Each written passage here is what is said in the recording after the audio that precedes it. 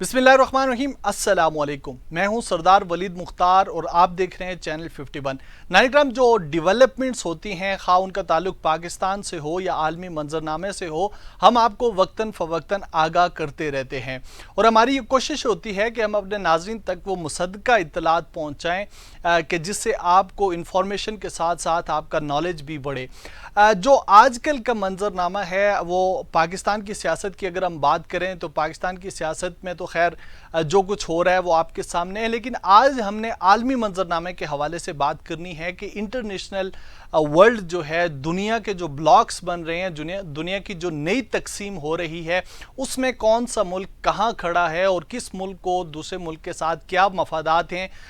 दूरियां जो हैं और दुश्मनियां जो हैं उनमें क्या तनासब है। इसी हवाले से आज हमने सऊदी अरब के हवाले से बात करनी है। आपको याद होगा कि जो मोहम्मद बिन सलमान हैं उनको अब वज़ीर आज़म बना दिया गया है और इससे कबल भी हमने देखा कि मोहम्मद बिन सलमान जब से वो इक़्तिदार में आए हैं तो वो जो सोल सुप्रीम पावर है वहाँ पे वो उस तरीके से काम कर रहे हैं, उनके काम के अंदर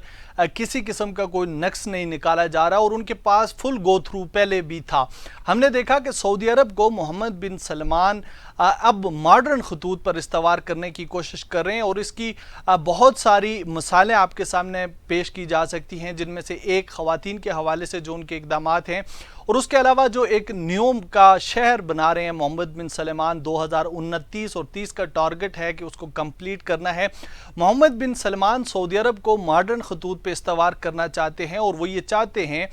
कि सऊदी अरब जो बहुत ज़्यादा डिपेंडेंट है ऑयल प्रोडक्शन के ऊपर और जिसका सारा रेवेन्यू जो है वो ऑयल प्रोडक्शन से जमा हो रहा है, अब उसको जो है वो टूरिज़म की जानिब लगाया जाए और टूरिज़म से जो है वो ज़ेर मुबादला कमाया जाए। इस सिलसिले में मोहम्मद बिन सलमान हमें बहुत एक्टिव नज़र आते हैं, लेकिन मोहम्मद बिन सलमान के सामने बहुत सारे ऐसे चैलेंजेस हैं और आज हम स्पेसिफिकली बात करेंगे कि क्यों पाकिस्तान, अमेरिका और दूसरे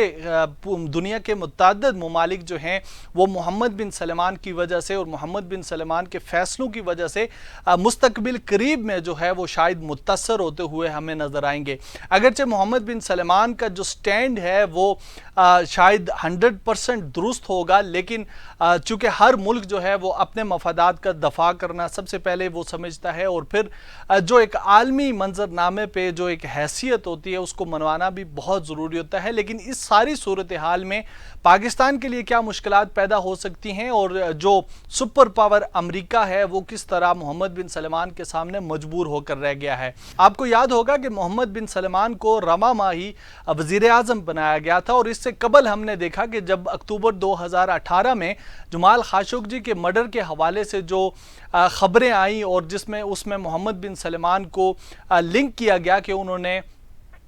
मुबैना तौर पर जो सहाफ़ी हैं जमाल खाशोगी उनके मर्डर में मोहम्मद बिन सलमान का किरदार है या मोहम्मद बिन सलमान की ईमा पर वो कत्ल किया गया है, उसके बाद पूरी दुनिया में से पावरफुल वोकल्स सामने आए थे मोहम्मद बिन सलमान के ख़िलाफ़ और अमेरिकी सदर जो बाइडन जो हैं वो उन्होंने कहा था कि मोहम्मद बिन सलमान को वो कॉर्नर कर देंगे, वो उनको मिसाल बना देंगे। और हमने देखा कि जो G20 समिट हुई थी जिसमें मोहम्मद बिन सलमान हमें पूरी दुनिया के जहाँ पे लीडर्स थे वहाँ पे मोहम्मद बिन सलमान हमें अकेले नज़र आए और कोई भी मुल्क का सरबरा मोहम्मद बिन सलमान से उस तरह से बातचीत करते हुए या उस तरह से जो साइड लाइन मीटिंग्स होती हैं उसमें हमें इन्वॉल्व नज़र नहीं आया। हाल ही में हमने देखा कि मल्का बरतानिया की वफ़ात के बाद जो आखिरी रसूमात थी उनमें पूरी दुनिया के सरबराहान मुमलिकत जो है वो शामिल हुए, लेकिन मोहम्मद बिन सलमान, पहले तो ये कहा जाता रहा कि मोहम्मद बिन सलमान भी उन रसूमात में शामिल होने के लिए बरतानिया जाएंगे, लेकिन बाद में ये खबरें आई कि बरतानिया ने अनऑफिशियल तरीके से मोहम्मद बिन सलमान को कन्वे कर दिया कि आप बरतानिया ना आएँ, चूँकि यहाँ पे पूरी दुनिया का मीडिया है तो वो इस बात पे जमाल खाशोगी के हवाले से आपका यहाँ आना जो है वो मौजू नहीं होगा। और चूँकि एक मैसेज दिया जा रहा था कि जमाल खाशोगी के हवाले से अब दुनिया मोहम्मद बिन सलमान को एक साइड लाइन पे रखेगी और जिसका सबसे ज़्यादा जो पावरफुल वोकल था वो अमेरिका था, अमेरिका के सदर जो बाइडन थे। लेकिन माजी में हमने देखा कि अमेरिकी सदर चूँकि बहुत सारे मुश्किलात में वो अमेरिका खुद घिरा हुआ है, 40 साल के ریکارڈ وہاں پہ ٹوٹ گئے ہیں اور ہم نے دیکھا کہ سٹاک ایکسچینج تک ان کی کریش ہو گئی تھی جب جو ہے وہ یہ 2019 میں کووڈ کی وبا آئی، اور اس کے بعد امریکہ کی اکانومی بھی اس کے اوپر جو اثرات پڑے تھے وہ بھی کسی سے ڈھکے چھپے نہیں ہیں۔ سو جولائی میں امریکی صدر نے جو ہے وہ سعودی عرب کا دورہ کیا تھا اور محمد بن سلمان سے ملاقات بھی کی تھی، چونکہ مفادات کی بات ہے اور جب مفادات کی بات آتی ہے تو اعلانات ایک طرف رہ جاتے ہیں اور ان مفادات کو حاصل کرنے کے لیے پھر تگ و دو کی جاتی ہے۔ ذرائع اس بات کی تصدیق کر رہے ہیں کہ امریکی صدر نے جو محمد بن سلمان ہیں ان سے آئل کی پروڈکشن کے حوالے سے بات کی تھی کہ آئل کی پروڈکشن کو مزید جو ہے وہ اس کو بڑھایا جائے تاکہ امریکہ اور اس کے اتحادی اور جتنے دوسرے ممالک جو سعودی عرب سے تیل خریدتے ہیں براہ راست ان کے جو اکانومی پہ بیڈ ایفیکٹس پڑے ہیں کرونا کی وجہ سے ان کو کم کیا جا سکے۔ لیکن حال ہی میں ہم نے دیکھا کہ محمد بن سلمان کی جانب سے اور مبینہ طور پر ذرائع جو ہیں وہ اس بات کی تصدیق کر رہے ہیں کہ یہ جو کچھ کیا گیا ہے وہ محمد بن سلمان کی ایما پر کیا گیا ہے۔ جو اوپیک سے آپ واقف ہوں گے، جو آئل پروڈیوسنگ کنٹریز ہیں ان میں سعودی عرب بہت اثر رسوخ رکھتا ہے اور جتنے خلیجی ممالک ہیں محمد بن سلمان اثر رسوخ رکھتے ہیں اور سعودی عرب اثر رسوخ رکھتا ہے کہ ان کو کنٹرول کیا جائے۔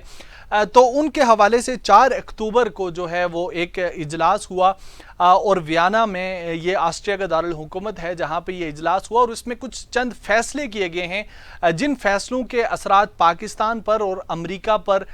بھی مرتب ہونے کا جو ہے وہ خدشہ ظاہر کیا جا رہا ہے۔ اور جو تھرڈ ورلڈ کنٹریز ہیں، جو ترقی پذیر ممالک ہیں، ان میں ایک بڑا بحران پیدا ہونے والا ہے، اور پاکستان جن حالات سے گزر رہا ہے، اگرچہ ہمارے سابق وزیر خزانہ صاحب جو ہیں وہ پاکستان تشریف لا چکے ہیں اور انہوں نے آتے ہی جو تیل ہے، جو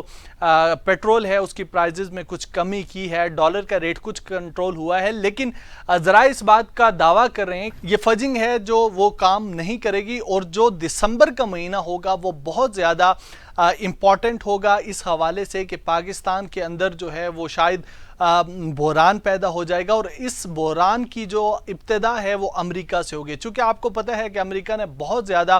ریزرو رکھے ہوئے تیل کے، تو اب 1 ملین جو ہے وہ بیرل آئل کے امریکہ اس بات پہ غور و غوص کر رہا ہے کہ 1 ملین بیرل جو ہے وہ ریلیز کیا جائے تاکہ محمد بن سلمان کی جانب سے جو فیصلے کیے گئے ہیں ان کا امپیکٹ جو ہے وہ امریکہ پہ نہ پڑے۔ تو آپ کو بتاتے ہیں کہ محمد بن سلمان نے کیا فیصلہ کیا اور اوپیک نے کیا فیصلہ کیا ہے کہ جس سے پوری دنیا میں اس وقت جو ہے وہ ایک شور و غوغا مچ چکا ہے۔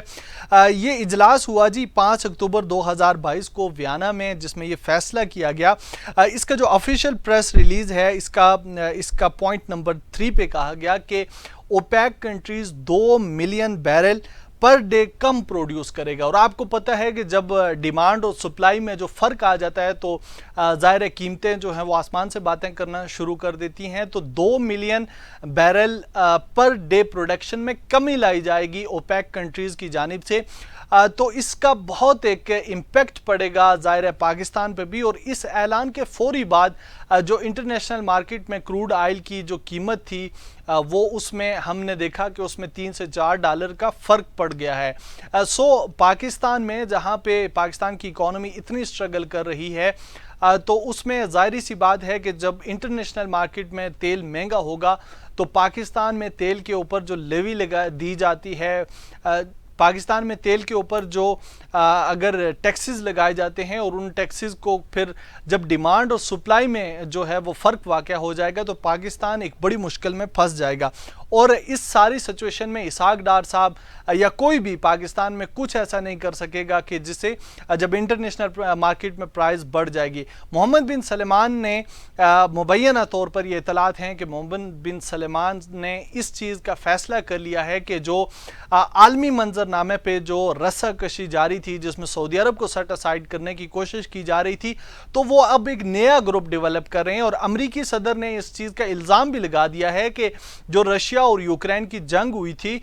اس میں جو رشین بلاک ہے اس کے کہنے پہ یہ اوپیک کنٹریز ایسا کر رہے ہیں۔ امریکی دفتر خارجہ کی جو ترجمان ہیں انہوں نے کہا کہ امریکی صدر اس پہ سخت ناراض ہیں، انہوں نے تشویش کا اظہار کیا ہے، اور امریکہ میں آئل ریزروز میں سے 1 ملین بیرل آئل جو ہے وہ ریلیز کیا جائے گا تاکہ اس چیز کا امپیکٹ جو ہے وہ امریکہ یا امریکی کی عوام کو نہ بھگتنا پڑے. لیکن سوال یہ ہے کہ کیا وہ ریزرو آئل کب تک کام کرے گا, اور اگر یہ پروڈکشن جو ہے اس میں کٹ لگ جاتا ہے 22 ملین بیرل پر ڈے, تو پھر آپ اندازہ کر سکتے ہیں کہ یہ کٹ کہاں پہ پہنچے گا. اور ایک اور چیز, جو اوپیک کنٹریز ہر مہینے ان کی ملاقات ہوا کرتی تھی, ابھی تو اس کو 2 مہینے کے لیے رکھا گیا کہ 2 مہینے کے بعد ہم پھر ملیں گے اور پھر دیکھیں گے, بیٹھ کے ڈیسائیڈ کریں گے کہ ہم نے کتنا تیل مزید پروڈیوس کرنا ہے پر ڈے کے حساب سے. لیکن ذرائع اس بات کی تصدیق کر رہے ہیں, اور خود جو ان کی آفیشیل پریس ریلیز ہے اس کے مطابق, اور یہ جو ملنے کا سلسلہ ہے اس کو 6 ماہ تک ڈیلے کیا جا سکتا ہے. اس صورتحال میں محمد بن سلمان بہت کھل کے فرنٹ لائن پہ آگے ہیں, اور اس سے امریکہ اور اس کے اتحادیوں میں شدید تشویش پائی جاتی ہے. اور یہ الزامات عائد کیے جا رہے ہیں کہ چونکہ امریکہ جو ہے وہ محمد بن سلمان سے اس طرح خوش نہیں تھا, امریکہ کے اپنے مقاصد میں محمد بن سلمان شاید روڑے اٹکا رہے تھے, اور ایک نیا بلاک جو تشکیل ہونے جا رہا ہے خطے میں وہ امریکہ, رشیا اور چائنا کا ہے. یوکرین کی جنگ کے بعد آپ نے دیکھا ہوگا کہ جب یوکرین اور رشیا کے درمیان جنگ ہوئی تو اس وقت بھی عالمی منظرنامے پہ تیل کی قیمتوں کے حوالے سے بڑی تبدیلی واقع ہوئی تھی.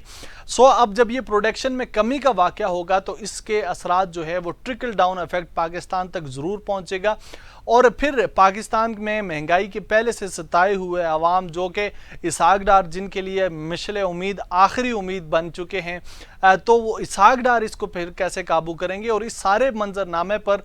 جو سب سے بنیادی چیز ہے وہ یہ ہے کہ اس کے پاکستان کی سیاست پہ بھی گہرے اثرات مرتب ہوں گے. پاکستان کی سیاست پہ اس کے کیا اثرات مرتب ہوں گے, اس کے اوپر کسی اور ولاگ میں بات کریں گے. ابھی تک کے لیے اتنا ہی. فیڈ بیک سے آگاہ کرنا مت بھولیے گا. مجھے دیجیے اجازت. اللہ ہم سب کا حامی و ناصر.